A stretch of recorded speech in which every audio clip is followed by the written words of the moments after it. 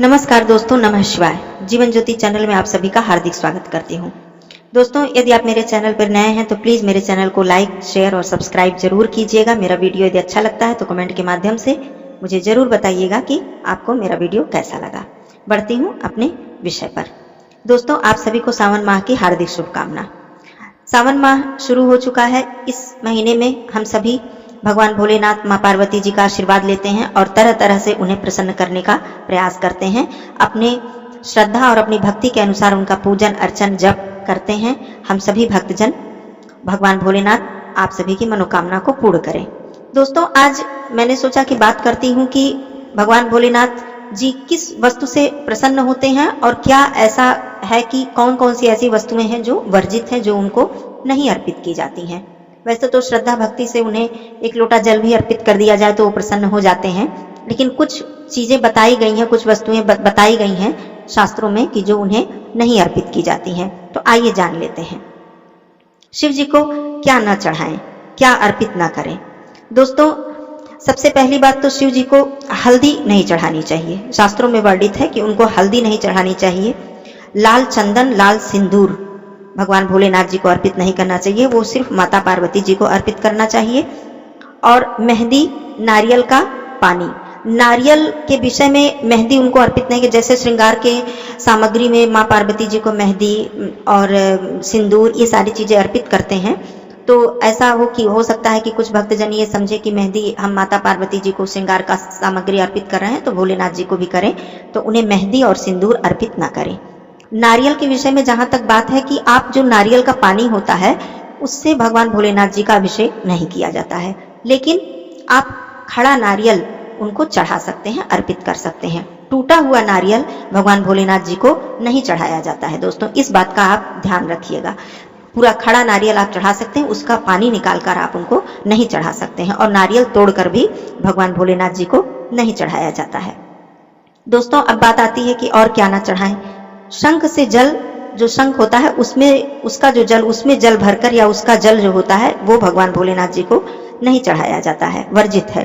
केतकी के फूल, वैसे तो आप सभी जानते हैं कि श्वेत पुष्प उनको बहुत ही प्रिय है, उन्हें चढ़ाया जाता है। धतूरे का फूल या मंदार के पुष्प, श्वेत पुष्प, कोई भी श्वेत पुष्प उनको चढ़ाया, लेकिन केतकी के फूल उन्हें नहीं अर्पित किया जाता है, ये वर्जित है। तुलसी की पत्ती, माँ तुलसी जी की पत्ती भगवान भोलेनाथ जी को अर्पित नहीं की जाती है। बात आती है अक्षत की। आप सभी जानते हैं कि अक्षत अत्यंत प्रिय है और भगवान भोलेनाथ जी की पूजा अक्षत के बिना पूर्ण नहीं होती है। शिवलिंग पे जल चढ़ाने के बाद अक्षत चढ़ाने का विधान है। अक्षत, दोस्तों, अक्षत मतलब जो टूटा हुआ ना हो, जो क्षत ना हुआ हो। कहने का मतलब, यदि आप अक्षत चढ़ाते हैं तो इस बात का ध्यान दीजिए कि टूटे हुए चावल के दाने मत चढ़ाइए। आप 4 दाने ही चढ़ाइए, 5 दाने ही चढ़ाइए, कोई बात नहीं है, लेकिन टूटे हुए खंडित चावल जिसे कहते हैं, उसे आप, खंडित अक्षत आप भगवान भोलेनाथ जी को अर्पित न करें। कहा जाता है कि इससे धन धान्य सुख समृद्धि में कमी आती है और भगवान भोलेनाथ अप्रसन्न होते हैं। तो प्रयास करें कि टूटे हुए चावल भगवान भोलेनाथ जी को अर्पित न करें। भगवान भोलेनाथ जी को क्या प्रिय है, अब बात आती है कि उन्हें क्या प्रिय है। आप सभी जानते हैं जल के विषय में कि जल तो उन्हें अत्यंत प्रिय है। जल से उनका अभिषेक मात्र करने से ही वो प्रसन्न हो जाते हैं। उन्हें जल से अभिषेक करें। और एक बात का और ध्यान रखें कि जल आप यदि मंदिर में जाकर, शिवालय में जाकर जल चढ़ा रहे हैं तो अपने घर से जल लेकर जाएं। ये बहुत ही आवश्यक है दोस्तों। मंदिर में ही जाकर, मंदिर से ही जल लेकर आप भगवान भोलेनाथ को अर्पित ना करें। कहा जाता है कि घर से जल ले जाने से कई प्रकार के दोष हमारे घर में जो होते हैं वो दूर हो जाते हैं। भगवान भोलेनाथ जी की पूजा करने से जिस प्रकार से तमाम ग्रह दोष दूर होते हैं, उसी प्रकार से घर से जल ले जाने के, घर में जो पितृ दोष या और किसी प्रकार का दोष है वो दूर हो जाता है। और भगवान भोलेनाथ जी का दूध से अभिषेक करने से अत्यंत प्रसन्न होते हैं भोलेनाथ जी, और तमाम तरह की बाधाएं, चंद्रमा यदि पीड़ित है आपकी कुंडली में तो चंद्रमा प्रसन्न होते हैं, वो बलवान होते हैं। दूध से अभिषेक करना अत्यंत महत्वपूर्ण और माना गया है और भगवान भोलेनाथ जी को अत्यंत प्रिय है। गंगा जल से भी अभिषेक करने का बहुत ही विधान बताया गया है। बेलपत्र, आप सभी जानते हैं कि बेलपत्र बहुत ही प्रिय है। आपके पास 1 हो, 2 हो, 3 हो, 5 हो, जितना भी हो सके आप उन्हें अर्पित कर सकते हैं। और बेलपत्र के पत्ते पर सफेद चंदन से ओम नमः शिवाय या राम नाम, राम लिखकर यदि उन्हें अर्पित किया जाता है तो अत्यंत ही प्रसन्न होते हैं भोलेनाथ और अत्यंत ही पुण्य का फल मिलता है, पुण्य फल मिलता है और आपकी मनोकामना भी पूर्ण होती है। तो बेलपत्र आप वैसे भी अर्पित कर सकते हैं और उसमें सफेद चंदन से ओम नमः शिवाय या राम नाम लिखकर, आप सभी जानते हैं कि भगवान राम जी उनके प्रभु हैं, वो उन्हें अपना प्रभु मानते हैं, स्वामी मानते हैं, तो वो अत्यंत प्रसन्न होते हैं। आप उन्हें अर्पित कर सकते हैं, भांग अर्पित कर सकते हैं, धतूरा अर्पित कर सकते हैं और भगवान भोलेनाथ जी को कपूर जिसको कहते हैं, कर्पूर भी बोलते हैं, कपूर बोलते हैं, कपूर से उनकी आरती करने से वो बहुत प्रसन्न होते हैं। अगर हो सके तो आप उनकी आरती कपूर से अवश्य ही करें। उन्हें पीला चंदन लगाएं, पीला चंदन से त्रिपुंड बनाने का भी विधान है। भगवान शिवलिंग पे त्रिपुंड बनाया जाता है, पीला चंदन, सफेद चंदन उन्हें लगाएं। भस्म अत्यंत प्रिय है, रुद्राक्ष भी उनको अर्पित किया जाता है, आंकड़े का फूल, मंदार का फूल उन्हें अर्पित किया जाता है, उन्हें अत्यंत प्रिय है।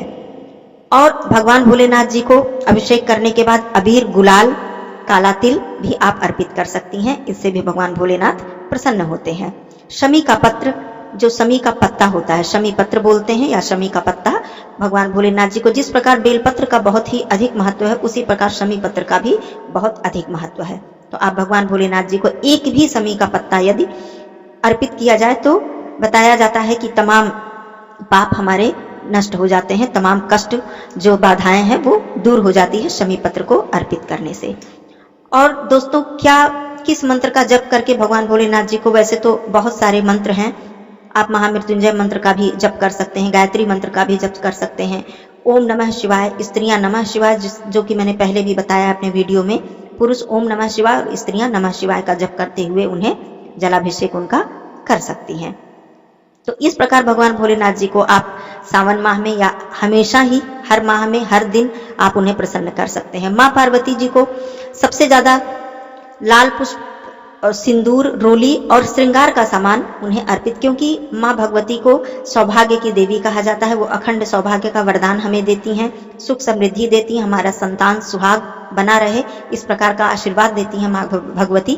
तो उन्हें श्रृंगार की जो सामग्री है उन्हें अर्पित करना अत्यंत महत्वपूर्ण माना गया है और उन्हें अर्पित किया जाता है। तो आप श्रृंगार की सामग्री में पूरी सामग्री, सिंदूर, बिंदी, महावर जिसको आलता भी बोलते हैं, और मेहंदी, इस प्रकार से आप उन्हें लाल वस्त्र, पीला वस्त्र, हरा वस्त्र उन्हें अर्पित कर सकती हैं। और जितनी भी श्रृंगार, चूड़ी, जितनी भी श्रृंगार की सामग्रियां होती हैं जो हम सुहागिन महिलाएं इस्तेमाल करती हैं, वो सारी सामग्री आप माँ भगवती जी को अर्पित कर सकती हैं। श्री गणेश भगवान जी की बात आती है तो आप सभी जानते हैं उनको दूर्वा अत्यंत प्रिय है, उन्हें दूर्वा अवश्य अर्पित करें। इस प्रकार भगवान भोलेनाथ के सपरिवार पूजन अर्चन करें, नंदी बाबा की पूजा अवश्य करें और भगवान भोलेनाथ जी का आप सभी आशीर्वाद लें।